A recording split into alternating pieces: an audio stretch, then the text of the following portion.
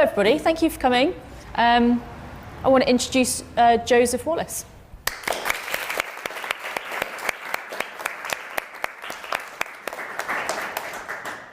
So Joseph, you're a director, and one of the things I noticed when I was watching your show reel is just the variety of work that you've done. So I was just wondering if you could sort of sum up your work in a sentence. What do you call yourself? Are you a theatre director, a film director? Well, if I'd have answered 5 years ago, I would have said something different. But now I mostly call myself an animation director. So I work between stop motion animation and puppetry, and I have done lots of theatre and live performance over the years. But I'm sort of focusing more now on film in general. But yeah, I sort of work with 3D objects, with puppets, with creating worlds from scratch, and with a big sort of, I think, design. Design hand in hand with kind of story element to the work, yeah. Great. Who here had a chance to watch Joseph's show reel at some point over the last week? So those of you who did watch it will have seen that there was some 3D animation, some 2D animation, and some live action stuff. Do you have like a preference of any one of those? Are you sort of always aiming towards one thing, but then making a bit here and there where you get commissioned, or do you sort of value, every single type of film that you make equally? I mean, often it depends on the story and what the kind of story is that I'm trying to tell, and then deciding what medium sort of works for that. Sometimes it's a commission thing, and that I've been asked to do quite a lot of cutout animation, which is kind of taking paper and layering it on sort of planes of glass under the camera. And I'd made a couple of films like that, and then done some more recently because people had seen those previous films and said, can we have something like that? So even though it felt like a very disparate part of my practice, I keep getting asked back to do it. And I'm working on another project now, which is using that technique, partly because it's cheaper than doing a full-on puppet animation. So as soon as I mention that, people are like, great, let's have that. Sure. But no, I think my first love is kind of puppet animation, because that is a sort of combination of different passions for me: sculpture, painting, lighting. It's kind of theatrical, it's performative, but it's also cinema, so it combines a lot of different interests in one. Cool. And so is that sort of artistic, sculpture, you're mentioning that kind of thing, is that artistic background kind of where you came from? I'm sort of interested to know if you studied and what you studied and how your kind of route started, I guess, into this. The trajectory, yeah. I mean, I think I was kind of lucky in a way, because I grew up at a time, in a sort of time that was pre-CGI, and everything on TV was either stop motion or kind of, traditional 2D. So I grew up with stuff like Cosgrove Hall and Aardman's early work, and Ivor Wood, who did The Wombles and Postman Pat and Charlie Chalk, Paddington Bear, and then Oliver Postgate and Peter Furman, who did, the clangers and bagpipes and all that kind of stuff. So it was all very tactile, handmade, again, worlds that you could kind of be immersed in as a viewer. So I think that had a big influence on the sort of direction I took and wanting to make, plasticine. Even though I never do plasticine now, that was like a way in.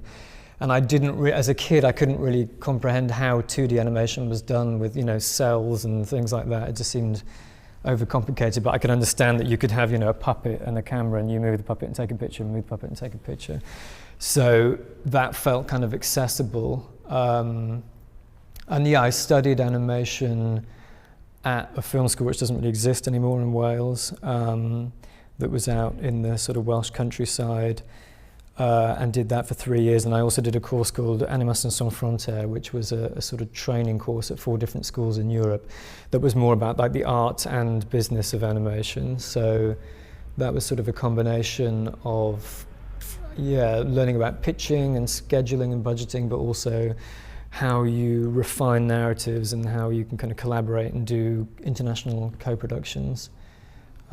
That's really cool. So was that like a year on top of your 3-year degree? Yeah, that was kind of a year whilst I was doing second year, and still had to finish all these other films at film school. So that's kind of a nightmare, but also that sounds kind of full on.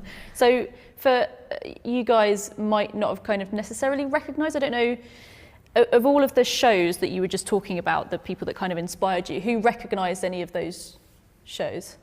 Okay, cool. So for anybody who doesn't necessarily recognise any of those shows, is there anything that you would particularly like recommend to these guys to watch? Like, was there one thing that made you, as a kid, go, I want to do that?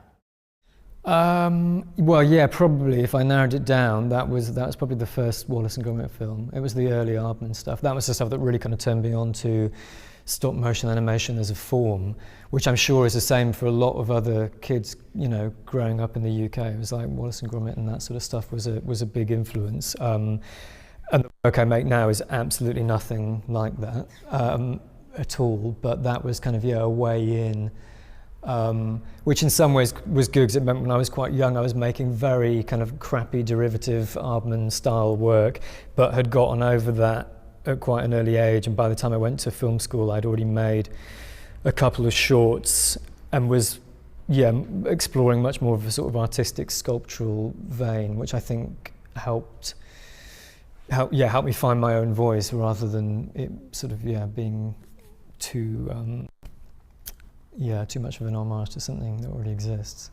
So what was the first film that you ever made that felt like yours, that wasn't, like you say, a crappy Wallace and Gromit derivative? I think the first kind of films that I consider the beginning of my career were sort of 2007. And I made a couple of shorts that it was my first sort of festival experiences that went out to international festivals that kind of started to build a name, went on, well, I mean, Vimeo was kind of just starting there, but went out on YouTube and stuff like that. So that's what I kind of consider the start of all that sort of stuff. And they were made before I went to film school. And then when I was at film school, every project I sort of took as an opportunity to just make a new short and keep sending it out to festivals and building on the connections that I already had. So I kind of treated, I think because I went to film school slightly later, and I'd also done an art foundation, done a year where I was sort of doing sculpture and other bits and bobs in live action filmmaking. I sort of treated the film school as a real chance to just make as much as I could and try and finish as many projects as I could to sort of build up a portfolio. Sure. And what were those first films called, and what were they about? And I guess the style as well. Were they animation in terms of, were they 2D or 3D or? They were. I mean, I've never really done 2D stuff. I've done a little bit. But to be honest, I don't really know what I'm doing at all. I only really know how to do puppet animation, to be honest, and cutout animation. Yeah. And I have been asked to do 2D in the past, and it's always been a nightmare because it's not really my jam at all. But the early one, I made a film called Showdown at Yohoko Valley, which was in Depict Encounters, which was great, and another one called Curacao Curacao, which I'd actually made for Depict, and it didn't get in, and then this one I'd made in 2 days did get in. So that was the first kind of experience of festivals being completely unpredictable and a strange beast. But then Curacao Curacao went on to other stuff as well. Showdown at Yohoko Valley was like a sort of found object thing with like little cowboy and Indian figures, whereas Curacao Curacao was much more. That was probably my first film where it's kind of my design and my world and everything. And it was really inspired by an illustrator called Dave McKean, and using sort of puppets and constructing something that was my sort of world, I suppose. But I mean, I wouldn't recommend watching those because they're ancient and very kind of scruffy. So one of the things that kind of we like to talk about here is, like you say, finishing stuff and making stuff very quickly, having a quick turnaround on things, and not trying to be too perfectionist about it. When you do that, you will have failures, and you'll probably fail pretty frequently and pretty fast. Can you talk about anything that where that happened for you? Where it was actually really useful, or where it wasn't useful, but just, I guess, we're trying to not to focus on the successes. I mean, there's loads. I mean, I think I really have a big philosophy about taking risks and about failure, and I think, I love working quickly, I love working instinctively, I like trying to sort of bash stuff out. I think, the closer you are with the kind of inception of the film and the deadline, the more kind of akin it is to your original vision. Like, I can sort of picture something in my head. If I make it in a week or 2 weeks, say on a commercial project or just a short film that's kind of has a very quick turnaround, usually when I watch the final thing I go, yeah, that's kind of what I had in my head. It's closer to your original vision. Whereas if you do something like the film I'm making at the moment, I've been kind of developing that, financing that for probably about 4 years now. So that's gone through a long development process, ideas bubbling over a long time, which in some respects is great because I've had a lot of time to sort of develop the script. But in other senses, you feel very distant from what your original idea was. There's been points with the script where I'm like, I don't know what I don't know what I'm doing. What's this film even about? Anymore, kind of thing. What was I trying to do in the first place? So I think like kind of trying stuff out. I have this kind of philosophy about taking risks, that you kind of have what you know in terms of your knowledge bank, and you can make another film with that knowledge, and you can do the same thing again, and it'll be basically okay. It's not going to be great, but it'll be sort of okay. You're just rehashing sort of what you learned from last time. But if you introduce a risk, if you have sometimes it's a creative risk or goal, sometimes it's a career thing, or I don't know, a technical thing, but if you introduce this element of risk, you sort of open up the gap between it's either going to be really great or really not good. And that's the kind of the nature of taking these risks. But I think the more I try and do that with every single project, have like a new element that comes in, learning a new piece of equipment or trying a different style or working more with dialogue or something like that. There's always like something that'll sort of be pushing me, or new collaborations. And having an element of risk in there, I think, is always going to, or a sort of, a difficult subject matter or something like that. But it'll always sort of push you to develop your craft and develop your expertise as a writer, as a director.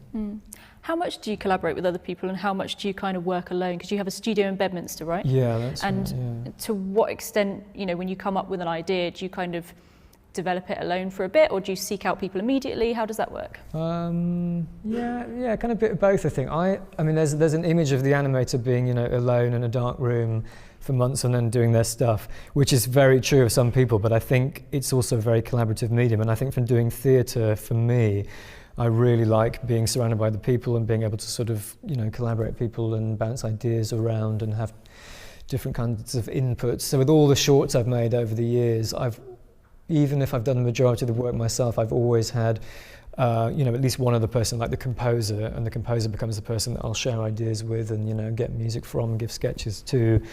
But in general now, I just prefer working with people, having people around me. So if it's, if it's commercial stuff, I'll kind of employ a small team of people.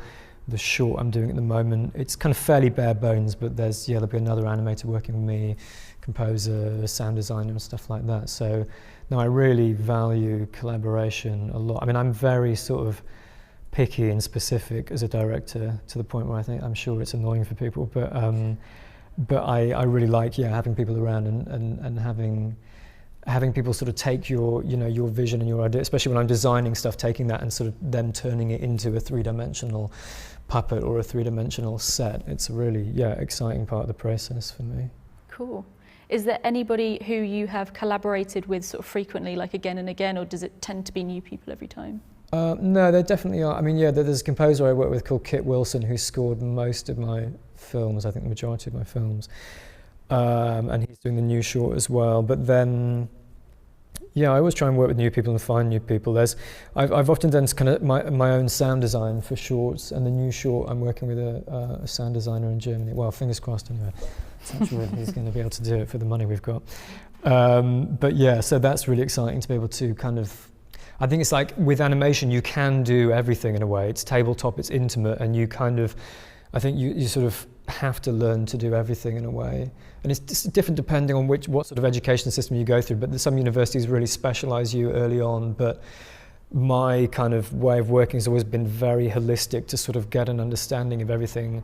And I know I can do everything, but it's great when I have people who are, much better at me than, say, because I'm the first to admit I'm not the best animator. I'm much happier designing and directing and writing. I can animate, but there are people. So I'm directing a commercial in Cardiff this weekend, and I've got two animators, one of whom has animated on Frankenweenie and Fantastic Mr. Fox and Chuck Steele, this new film that's not out yet. But anyway, so he's fantastic. So I'm really happy to have him doing it. So that, I'll still be animating because we've got 2 days to shoot over a minute of stuff for this commercial. But anyway, he'll deal with the complicated stuff, and I'll do the sort of more simple bits. Amazing. So I like finding new people. And I think actually often on commercial stuff, you know, the people you have sort of regular people, but if they're not around, you're always kind of finding new people and bringing new people in. Sure. So, you know, obviously one of the things that we always have to think about is the financial side of it. What was your first sort of commission? I'm assuming that kind of when you started, and especially when you're at film school, you know, you're just kind of making stuff by yourself, and it generally comes from an idea that you have, and then you just from there. But what was your first experience of kind of someone coming to you and saying, I've got this budget, can you do this? Yeah, I mean, I kind of had experience of doing commission stuff in a way with the theatre that I did, and I did a lot of that before I went to film school, right, and carried on whilst I was kind of doing that as well in terms of directing things. And that was great in a way. It meant I got to sort of cut my teeth as a director, directing shows. Because I grew up in Bristol. I've moved back here recently, but I used to work at the Bristol Old Vic Theatre, so I got to kind of direct shows on the massive proscenium arch stage, and really sort of learn my craft in a way that was an amazing privilege, really, because it's rare to be able to work with a huge cast of people on that sort of scale. That was working with a young company, basically, so working with young people, having like a cast of 50 people on a stage, which was great. So I'd kind of had some of that, but I think I'm trying to think about the first sort of animation stuff. I did a job straight after I graduated where I worked for BBC Wales and was animation director on this short film, which is one of the 2D ones, which I really had no idea what I was doing. But that was kind of interesting. And I think, like a lot of most of the shorts I've made have been kind of no budget. They've been made, they can be supplemented by commercial work, or they've been made as part of collectives. Partly because there's really been a lack of sort of animation funding for the past sort of 15 years. Since Channel 4 and BBC and BFI stopped sort of funding independent animation. But more recently I've been kind of doing more sort of commercial stuff, so I've been doing music videos and bits of advertising and things like that. And I think you kind of, I mean, from my point of view anyway, I've learned to sort of be my own producer, because you get very quick at sort of thinking about what's possible and your style. I mean, I always kind of pride myself in being able to do stuff fairly quickly and fairly cheaply, because I use recycled materials and I do things fairly sort of, not haphazard, but artistically sort of, cardboard and found objects and things. But you learn really quickly to sort of know what your limitations are, what your means are, and then be able to sort of look at. I think often with music videos, my agents will come to me and say, well, this is the budget, and is it possible, or what can you do? And then you sort of tailor the style and the pitch and the treatment to sort of work within the budget, really. And then I'm working on a feature at the moment, making sort of animated sequences for a documentary feature where the producer wrote and said, well, we kind of want 10 or 15 different sequences throughout the feature. How much is this going to cost? Which rarely happens. Usually it's people saying, we've only got this, what can you do? Yeah. So that's been kind of annoying in a way, having no sense of context and having to sort of budget from scratch. And the last time I'd done that, the people just blank kind of turned it down because it was too much money. Right. So if you budget, it's difficult, because if you budget realistically for animation, it's very expensive, and then you never want to undersell yourself. So it's quite, it's always a sort of fine line judging that. Yeah, you're kind of always juggling those expectations and sort of realistic things. Yeah. If you ever have a period where you don't have a commission, how do you go about finding work? Do you have any kind of people that you go to where you can kind of go, listen, I'm free for the next week. Have you got anything that I can do? No, I don't think so. I mean, well, I have agents. So I'm repped by a company called Cardell, and a lot of the commercial work I do comes through them. So they're always looking at. They do a lot of music videos and things, and some commercials as well. And in the past, I'd always kind of gone back and forth between doing animation and film and theatre. So that was always a way to sort of keep things rolling in. And also doing lots of sort of outreach work and teaching and things. So I lecture quite a lot on animation courses and do sort of workshops at festivals and things like that. But that's not particularly sort of sustainable, because you never know when those things are going to come in, and it's often in inopportune moments. So now I've started production of this short film, and I'm going to Lithuania next month to do a workshop sort of making basically doing kind of live action puppetry for screens, so Jim Henson-esque style stuff, learning how to use a monitor and create puppets and sort of perform, and we'll make a little short for that. But it's kind of, now taking me away from the short. But I do a lot of that sort of stuff, and I've also done, I'm kind of interested in linking audiences up with content as well, in terms of exposing people to, animation and puppetry, and looking at the links between theatre and animation. So in 2015, I curated the film programme for the Bristol Festival of Puppetry, which was kind of an opportunity to sort of, bring audiences in and show films that I liked and thought were interesting, and bring artists over to kind of talk about their work. So that's something that's kind of, a thread that goes underneath everything else that helps, pay the bills. Yeah, absolutely. I will throw it out to the audience in a minute, but one of the things that I wanted to ask you about before that was you had a Vimeo staff pick. Was it your Sparks music video that was the Vimeo staff pick? No, sadly not. But I think I've had 3. What do I have? The Man Who's Afraid of Falling had one. Natural Disaster, which was a film from 2014.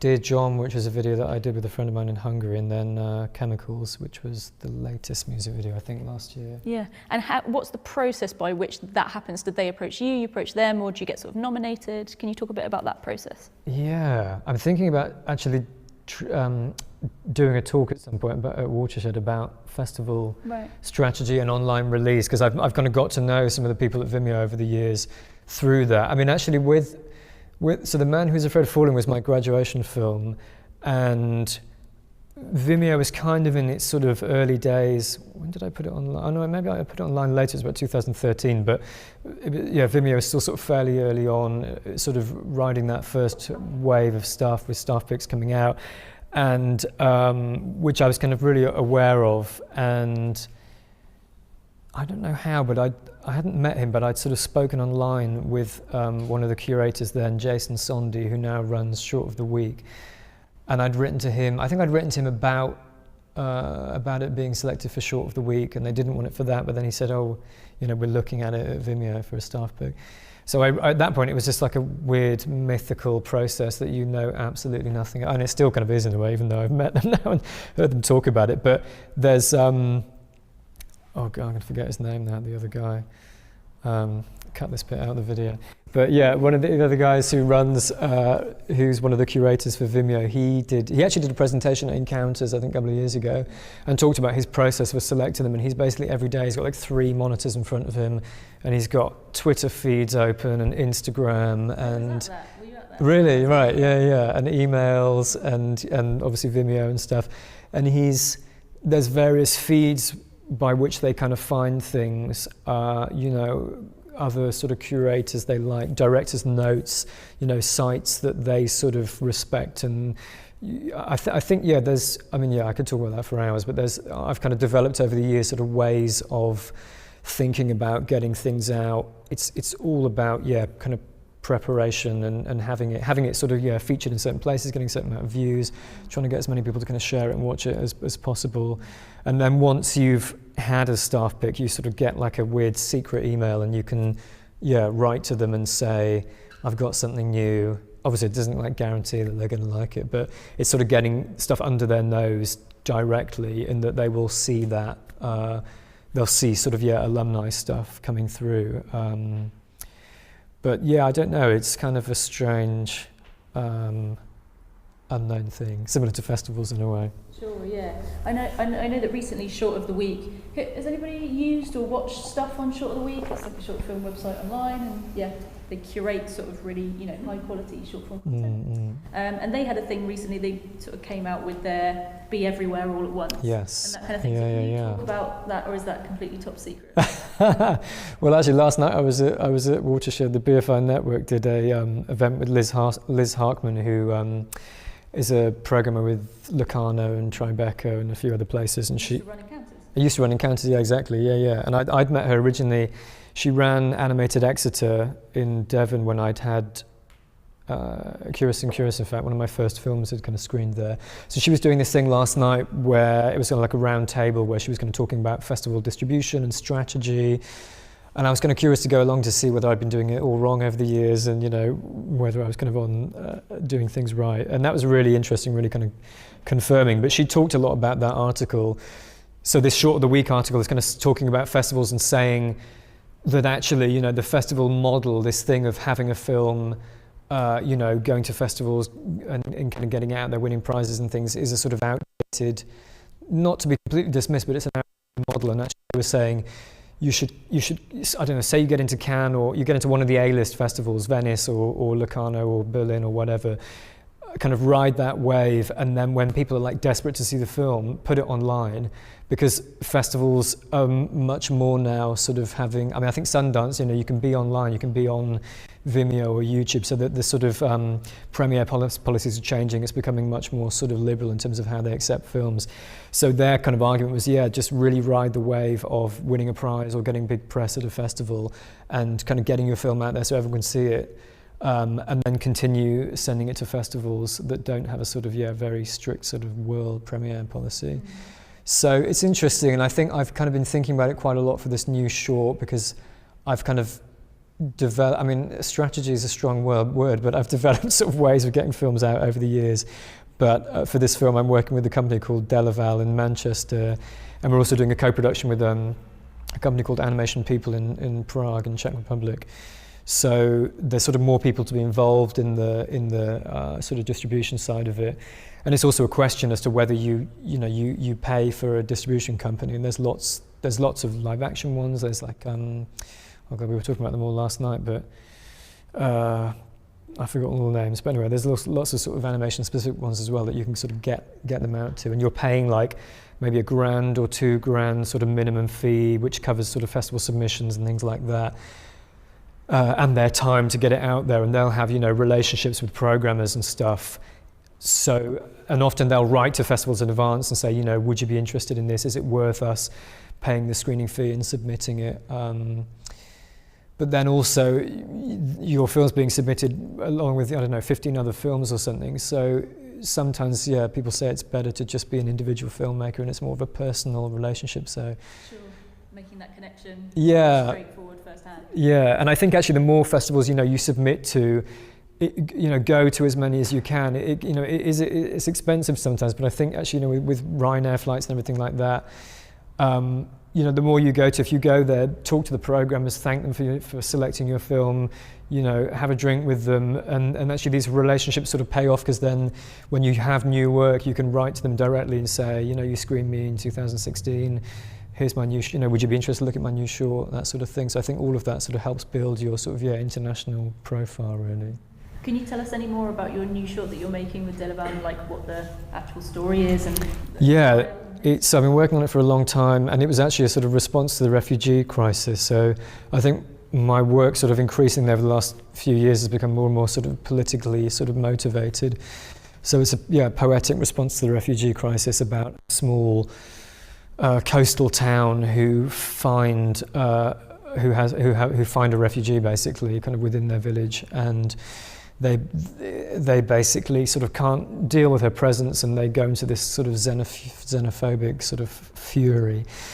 And it's told in puppet animation with bits of cutout animation sort of threaded throughout, and it's the most ambitious short I've made. So it's 15 minutes long, which is kind of long for animation. And we started now, and it'll be finished probably early, sort of late spring, early summer next year. And there's kind of dialogue, there's a lot of voice actors I'm working with. It's kind of the biggest, most complicated thing I've made so far. And there's a little bit, we just had some press go out last week or 2 weeks ago about it. So that's nice to kind of, get the film out there and get the news out there. But it's taken a long time, kind of raising the finance for that. And I've been pitching it in, I pitched it at 2 different sort of forums, one in Czech Republic and one in Poland, where you have these sort of pitching forums, people go and, present their films. Festivals, or are they sort of solo? One of them was, the one in Czech Republic is part of a festival called Annie Film. Most animation festivals have the word like Annie in them somewhere, which is super confusing when you're doing festival submissions. You're like, did I submit to Annie Fest, Annie Film, whatever. So so this one's part of that festival, and it was called the Visegrad Animation Forum. And so there's 15 different short films projects pitching, series as well. Some there's kind of features pitching. The one in Poland was just kind of specifically like a pitching forum and networking, workshops, things like that. But they've both been really useful. So I won the kind of pitching prize at the one in Czech Republic, and then we, off the back of that, got a Czech producer involved, and then much more recently got a grant from the Czech Film Fund, which is why we're going out to Prague to sort of shoot that. And actually, a lot of my influences in terms of puppet animation are Czech filmmakers, so that's just a really nice thing to be able to go and do, to shoot in a studio where like some of these kind of legendary animators made their sort of last films. And then the one in Poland was great because I found this animator who's now animating on the short with me, who is like one of the most prolific sort of stop motion animators. So he's also been on like Isle of Dogs and Corpse Bride and everything really. So that's great. That was a really nice kind of connection to make. So I think these things are going to be really useful for kind of going there and meeting people and drinks receptions, buy people drinks, get them drunk, and make friends with them. That's good advice. Okay, so does anybody have any questions? Yes. It's always been drilled in that you don't need good quality cameras or equipment to make a good story. I was just wondering if it's the same with puppets, how important it is to have a good quality puppet or a model, or if that's not important at all. Yeah, no, I mean, I'm a real kind of believer in, my whole sort of style is derived from making stuff from found objects and cheap materials and, like toilet rolls and random sort of stuff that I can find. And I really like the sort of tactility of that, and each object sort of has like a history in a way when you see it on screen. And I always want the viewer to be able to sort of see what things are made from, almost like you would in theatre, that you sort of go in and suspend your disbelief and go along with the story despite knowing that it's all, made from cut up magazines or whatever. And I think, it's the same with animation, that you can, I think with the early films, I'd always have this ambition to sort of make really cinematic stuff and have camera moves and very kind of, cinematic lighting. I think also from watching lots of live action films, like a lot of my influences are sort of early, like I watch a lot of early cinema, but a lot of live action cinema, or like 1960s Italian films, and just looking at the cinematography from those sort of periods. So that really plays into the sort of stuff that I do. And I think, early on, I'd sort of devise, really crude ways of moving the camera and doing sort of lighting effects and things like that. And now I've got to a point where I'm using, like sort of automated motion control rigs and things like that, which is great. But I think it's great to learn, with an IKEA tape measure and skateboards and things like that, because you kind of do it all with brute force and sort of know the sort of mechanics of everything and how things work. So, but I think with puppets, like I don't know, I've never really worked much with ball and socket armatures. I think we will have a couple. So inside all the puppets, you have sort of metal skeletons essentially, and I've always used sort of brass KNS tubing and aluminium wire, and that's sort of my preferred way of sort of making stuff.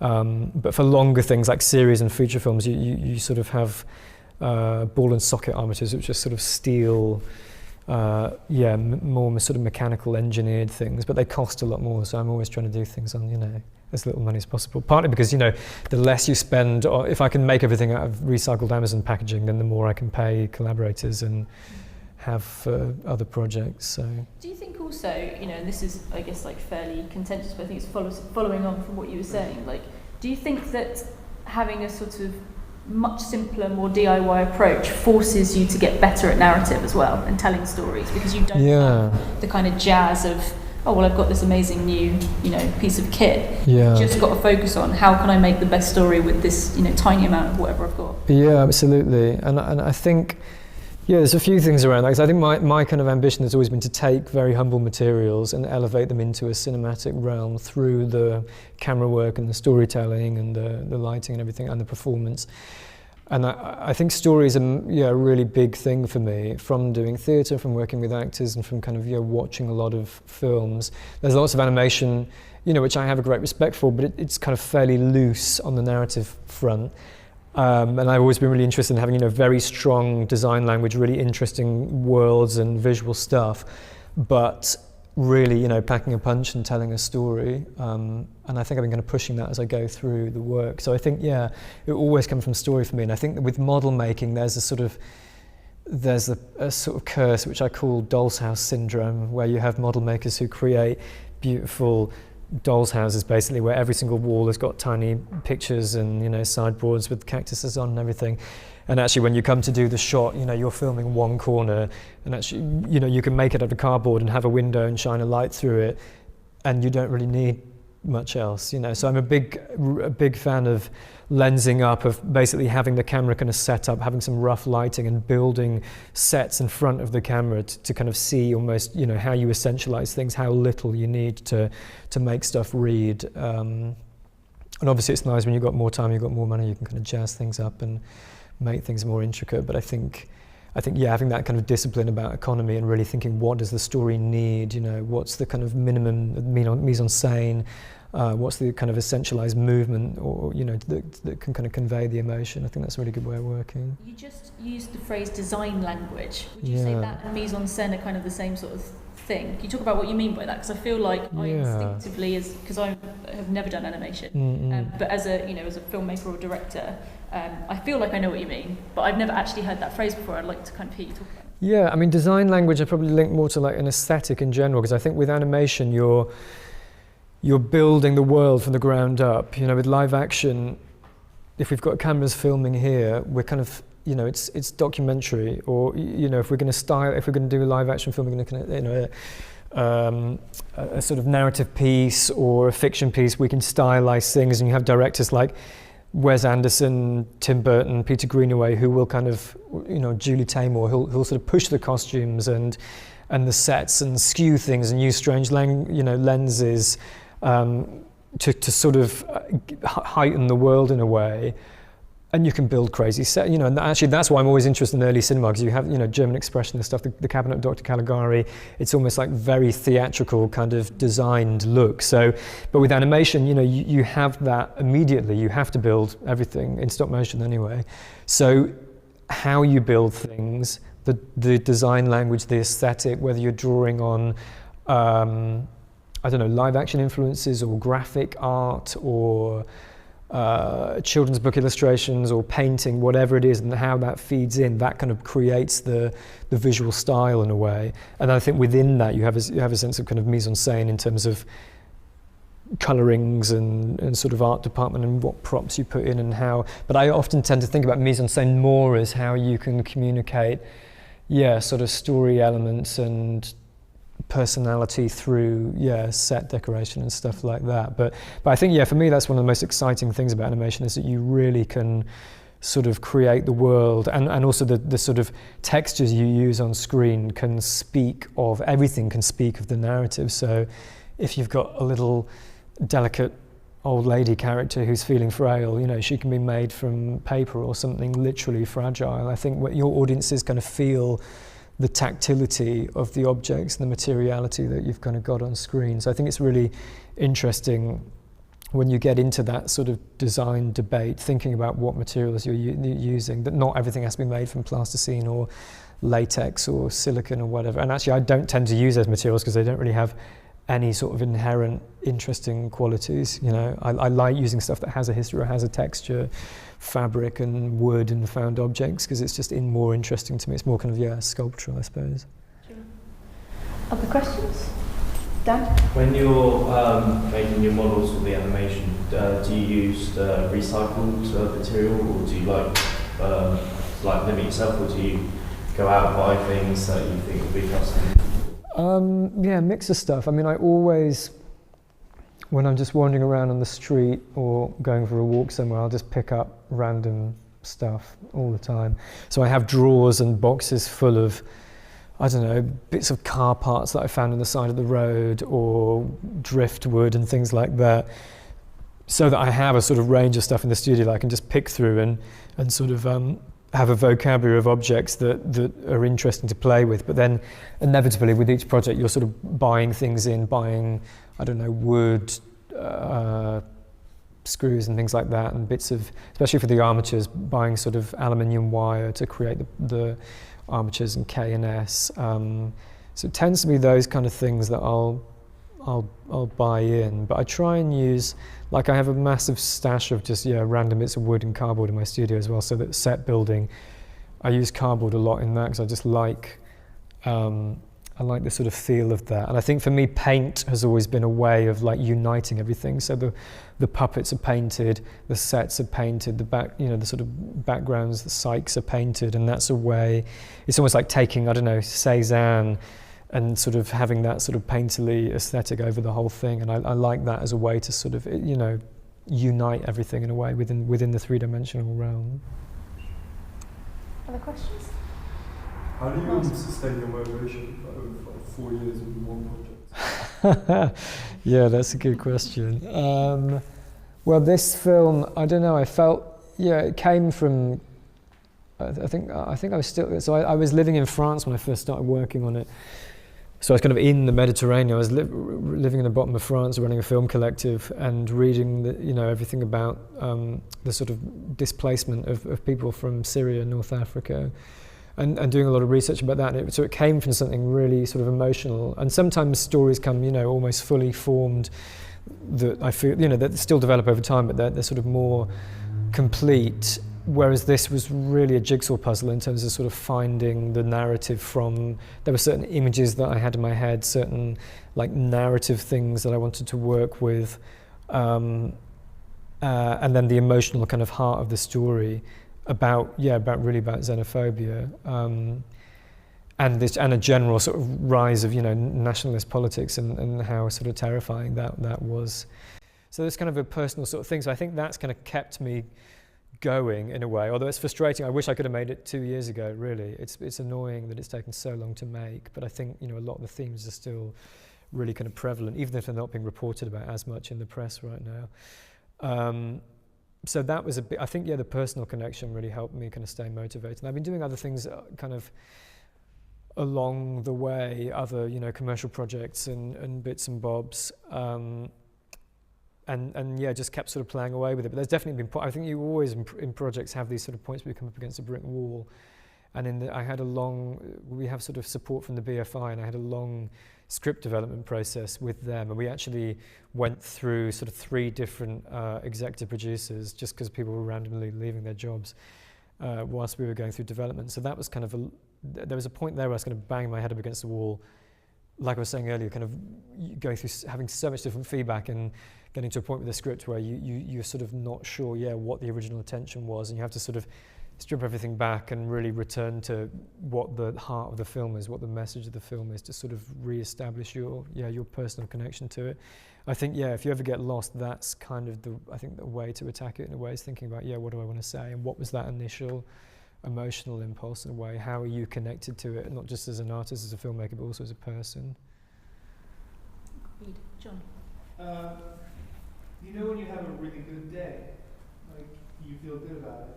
Can you talk to us about what a really good day looks like to you and how that works? And would you mind talking about a really good day that's early in your career? Oh, that's interesting. I guess the process. What does your day look like when you finish the day and you feel like I've really achieved a lot today? Yeah. God, I can't even really remember early on. I mean, probably just finishing. I mean, we were talking earlier about kind of finishing things. I think like I've always had a sort of motivation that was instilled by, I don't know where it really came, partly from doing theatre and having sort of people who were encouraging from an early age to sort of, like let's really kind of come together and find this discipline and really kind of work hard and finish things. And I think finishing projects is just such an important thing, having that motivation, the dedication to really sort of also to go, it's done, I'm not going to keep fiddling with it, I'm going to put it out online or whatever, send it to festivals. So I think, finishing work, God, I'm trying to think about kind of process. I mean, I think there's like something magic in animation when you see things kind of coming to life for the first time, when you have in your head, this kind of vision of, the design, the storytelling, how that's going to look. And often for me, the magic kind of comes when, especially if I've got other animators working for me, because I have like a distance from it then, that they'll animate something that I've briefed them about, and often there'll be a storyboard and we might do little thumbnails, or we'll time things out in the animation software in terms of putting in beats on certain frames, especially if it's a music video and you're working with, you know, movement and timing. And then I'll go away and they'll sort of shoot it and then come back, and to see it moving is beautiful. But then even beyond that, I always sort of edit as I go along. With animation, I think often I'm doing kind of storyboards and taking that into an animatic, so having a sort of rough timed out 2D scrappy version of the film, and then I'll just start dropping shots in. And as soon as you start seeing shots kicking with the music, you know, whether it's a short and the composer's done a sketch or something, that moment is just, can sometimes bring me to tears in a really sort of overly sentimental way, because it's just this magic of seeing something inanimate come to life, which is just, I think, the main sort of joy of animation, really. What's the first thing you do when you walk into your studio? Oh, probably something really boring, like make a cup of tea and check emails. But I mean, I like, the most interesting thing in the studio is, when I've got other people around, I'm most happy when I've got my hands dirty, when I'm, you know, sculpting something or animating or lighting, all of that practical stuff I love.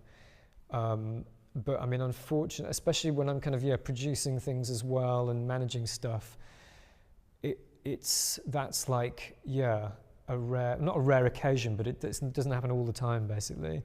But that's the kind of part that I love the most, really. Painting, making things, bringing them to life, lighting. That's the kind of most joyful bit, I think. Any more questions? Last few questions. I'm going to go with Jack first. You sort of touched on this earlier. I just want to ask about when you've got an idea and you've got something written, how do you go about choosing what you feel is the best kind of animation or best sort of medium for that story? Yeah, I mean, probably when I'm writing, if I've got to the point where I'm writing the script, I probably know what medium it's going to be. It's usually the graduation film that I made originally, that was going to be a children's book or something. Not that I've ever made a children's book, but it sort of came to me almost as a solid. That was one where it came almost as a sort of solid story, and it kind of felt like a picture book or something. So I'd sort of drawn it out like that, and then that was a few years before I was doing the graduation film, and I was going through old sketchbooks and things.